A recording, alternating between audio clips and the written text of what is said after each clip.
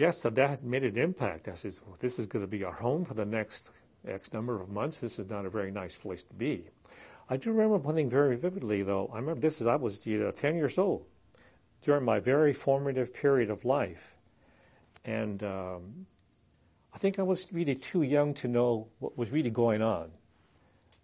But I was old enough to know that something is not right. This is, I had some sense of the Constitution, the Bill of Rights, and we had no legal standing, there was no trial, no jury, nothing. Just simply because we were Japanese, we were placed in assembly centers and eventually the internment camps.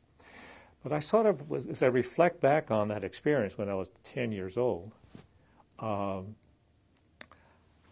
thought about that experience of going to Tanforan and seeing these soldiers with rifles walking around, marching around, telling us where to go, what to do. And I think I began to internalize some things at that point in time where I thought to myself, why are they doing this to us? I didn't do anything wrong. I wasn't found guilty of any kind of crime. And I began to think that they're doing this to us because we're Japanese. And during those very, as I said, formative years, to have that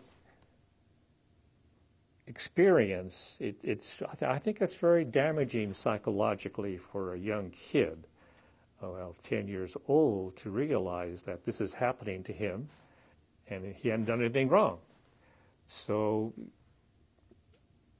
you're still developing your self-concept, your sense of ego, and I began to internalize the fact that they're doing this to us because we're Japanese, therefore it's bad to be Japanese.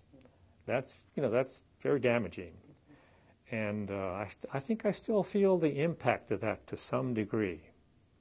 And as I've talked to other Nisei who were about my age, some of them related some similar experiences and the damage that does to us in terms of our psyches.